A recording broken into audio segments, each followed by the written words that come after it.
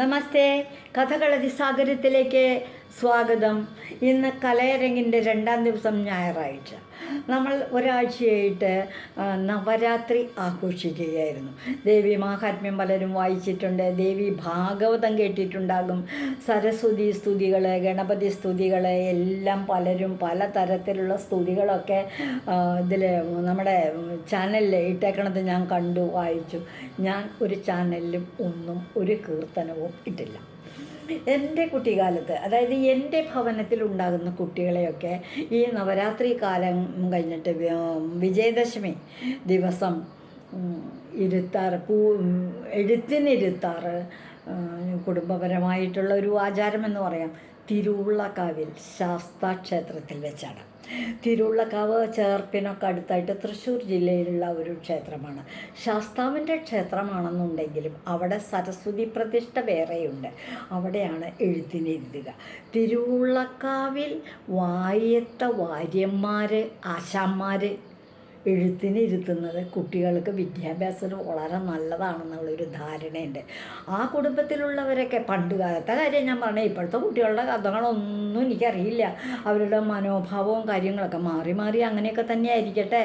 ഗുരുകാർണവന്മാരിൽ നിന്ന് കിട്ടിയിട്ടുള്ളത് വളരെ പുണ്യമായൊരു കർമ്മമാണ് എഴുത്തിനിരുത്തൽ കുട്ടികളെ എന്ന് കരുതി വളരെ ഭക്തിയോടെ പവിത്രമായൊരു കർമ്മമായി കരുതി ചെയ്യുന്നവരാണ് ആ ആശാന്മാരൊക്കെ. അങ്ങനെയുള്ള അന്തരിച്ചു പോയ ഏതോ ഒരു ആശാൻ തന്നെയാണ് എന്നെയും എഴുത്തിനിരുത്തിയിട്ടുള്ളത്. എഴുത്തിനിരുത്തിയതിന് ശേഷം എൻ്റെ ഭവനത്തിൽ കാലത്ത് എണീറ്റ് കുളിച്ച് അമ്പലത്തിൽ പോയി തൊഴുതു വന്നിട്ട് ഒരു ഗ്ലാസ് കാപ്പി കിട്ടുള്ളൂ. ശരി, കാപ്പി കുടിച്ചു കഴിഞ്ഞാൽ അമ്മമ്മയ്ക്ക് സ്കൂളിൽ പോകുന്ന പാഠഭാഗങ്ങൾ പഠിക്കാനായിട്ട് തുടങ്ങും. അത് വായിക്കണം. നമ്മുടെ ശബ്ദം നമ്മൾ കേൾക്കാവുന്ന വിധത്തിൽ ഉറക്കെ വായിക്കണം. മൗന വായന അനുവദനീയമല്ലായിരുന്നു അക്കാലത്ത്. അപ്പം എന്തെങ്കിലും വ്യത്യാസങ്ങൾ, ഉച്ചാരണത്തിൽ വ്യത്യാസങ്ങളുണ്ടെങ്കിൽ കേട്ടിരിക്കുന്ന അമ്മാവന്മാരോ അല്ലെങ്കിൽ ഏട്ടന്മാരോ ആരെങ്കിലും, അല്ലെങ്കിൽ വല്യമ്മമാരോ ആരെങ്കിലും തിരുത്തി തരികയും ചെയ്യും.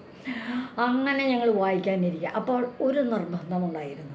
വായനയ്ക്ക് ഇരിക്കുമ്പോൾ തുടങ്ങുന്നതിന് മുൻപ് തിരുവുള്ളക്കാവിൽ ശാസ്താവിൻ്റെ ധ്യാന ശ്ലോകം ചൊല്ലണം. അത് നിർബന്ധം. എന്താണ് ആ ധ്യാന ശ്ലോകം? ഞാനതിപ്പോൾ ഇവിടെ ധ്യാനിക്കാൻ പോവുകയാണ്. ഞങ്ങളുടെയൊക്കെ കുട്ടിക്കാലത്ത്, വിദ്യാഭ്യാസ കാലത്ത് എന്നും പാഠഭാഗങ്ങൾ പഠിക്കുന്നതിന് മുൻപ്, ഈ പൂജയ്ക്ക് വെച്ചിരിക്കുന്നത് അങ്ങനെയൊക്കെയുള്ള അവധി ദിവസങ്ങളിൽ ഏത് ദിവസമായാലും തിരുവുള്ളക്കാവിൽ ശാസ്താവിൻ്റെ ധ്യാന ശ്ലോകം നിർബന്ധമായിട്ടും ചൊല്ലണം എന്ന് വളരെ നിഷ്കർഷ ഉണ്ടായിരുന്നൊരു ഭവനമായിരുന്നു എൻ്റേത്. ഞാൻ ആ ശ്ലോകം ഒന്ന് ചൊല്ലാം.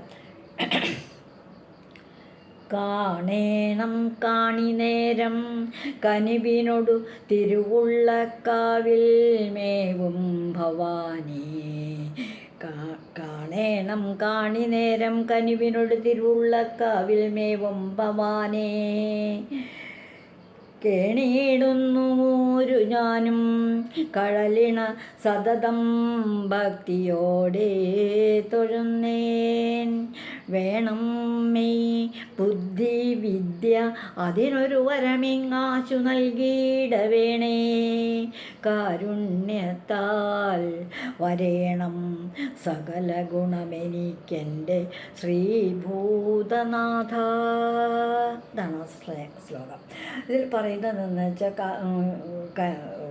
കാണേണം കാണി നേരം കനിവിനോടു തിരുവുള്ളക്കാവിൽ മേവും ഭവാനി.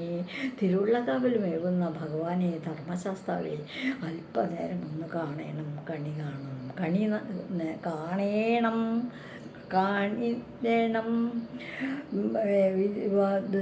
കാണേണം കാണി നേരം കനിവിനോടു തിരുവുള്ളക്കാവിൽ മേവും ഭവാനി. കേണിയിടുന്നു, ഞാൻ അങ്ങയോട് അപേക്ഷിക്കുന്നു, കേണിയിടുന്നു ഞാനും കഴലിണ സതതം. വേണം മേ വേണം മേ, എനിക്ക് വേണം. എന്താ വേണ്ടത്? ബുദ്ധി വിദ്യ ബുദ്ധിയും വിദ്യയും ഒക്കെ എനിക്ക് അവിടുന്ന് കനിഞ്ഞു തരണം.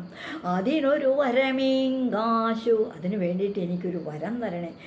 നൽകിയിട വേണം കാരുണ്യത്താൽ പരവും ധർമ്മശാസ്താവേ. അങ്ങനെ ആ തിരുവുള്ളക്കാവിൽ ധർമ്മശാസ്താവിനെ ധ്യാനിച്ചു കൊണ്ടുള്ള ആ പഠനം അത് കൃത്യമായിട്ട് ഞങ്ങൾ ഏൽക്കാറുണ്ട്. എൻ്റെ ഭവനത്തിൽ വിദ്യാഭ്യാസമുണ്ട്, കുട്ടികൾക്കൊക്കെ വിദ്യാഭ്യാസമുണ്ട്. അവർക്കായതുപോലെ എല്ലാം അവർ വിദ്യ കൊണ്ട് തന്നെ നേടുന്നു. ഒരു പ്രാവശ്യം കൂടി ശാസ്താവിനെ ഞാൻ സ്തുതിക്കട്ടെ. എനിക്ക് പ്രായമായതുകൊണ്ട് ഇത്തിരി ഓർമ്മക്കുറവ് വരുന്നുണ്ട്. അതുകൊണ്ട് ഈ ശ്ലോകം അങ്ങോട്ട് ഫ്ലുവൻ്റായിട്ടാണോ ചൊല്ലിയെന്നൊരു സംശയമുണ്ട്. ഒന്നുകൂടി ശ്രമിക്കട്ടെ കേട്ടോ. കാണേണം കാണി നേരം കനിവിനോട് തിരുവുള്ളക്കാവിൽ മേവും ഭവാനേ, കേണേടുന്നോരു ഞാനും കഴലിണ സതതം ഭക്തിയോടെ തൊഴുന്നേൻ. വേണം മേ ബുദ്ധി വിദ്യ അതിനൊരു വരമിങ്ങാശു നൽകിയിട വേണേ. കാരുണ്യത്താൽ വരേണം സകല ഗുണമെനിക്കെൻ്റെ ശ്രീഭൂതനാഥ. ധർമ്മശാസ്താവേ ശരണം. എനിക്ക് ഓർമ്മത്തെറ്റൊന്നുമില്ല, ഞാൻ എന്നും ചെല്ലണതാണ്. ഇങ്ങനെ അപ്പോൾ ക്യാമറയൊക്കെ നോക്കുമ്പോൾ ഇത്തിരി ഒരു കൺഫ്യൂഷനായി, അത്രേ ഉള്ളൂ. എന്തായാലും ഭഗവാനേ ധർമ്മശാസ്താവെ അനുഗ്രഹിക്കണേ. അപ്പോൾ എല്ലാവരും ഈ ആഴ്ചത്തെ എൻ്റെ സാഹിത്യ ചിന്തയായി ഈ തിരുവുള്ളക്കാവിലെ ധർമ്മശാസ്താവിൻ്റെ ധ്യാന ശ്ലോകം ഭക്തിയോടെ ശ്രവിക്കൂ. എല്ലാവർക്കും അമ്മേ നാരായണ, ദേവി നാരായണ, ലക്ഷ്മി നാരായണ, ഭദ്രേ നാരായണ. ഈ അമ്മേ നാരായണ എന്നും ഹരിശ്രീ ഗണപതിയെ എന്നുമൊക്കെ ഞങ്ങൾ ശാസ്താക്ഷേത്രത്തിൻ്റെ തിരുവുള്ളക്കാവിൽ ശാസ്താക്ഷേത്രത്തിൻ്റെ ശ്രീകോവിലിൻ്റെ ചുമരിൽ എഴുതാറുണ്ട്. അവിടെ നിന്ന് ഒരു നാരായം കിട്ടും. ആ നാരായം വാങ്ങിച്ചിട്ട് എഴുതാറുണ്ട്. ഘൃതം നെയ്യ്, ജപിച്ച നെയ്യ് ലഭിക്കാറുണ്ട്, അത് കഴിക്കാറുണ്ട്. എന്നും ശാസ്താവിനെ ഭക്തിയോടെ സ്മരിക്കാറുമുണ്ട്. എല്ലാവർക്കും നന്ദി. ഇതുവഴി വന്നാലും ഇത്തിരി നേരം ഇരുന്നാലും കഥകൾ കേട്ടാലും കളിയായി പറയും കഥയല്ല, കാര്യം പറയും കഥയാണേ.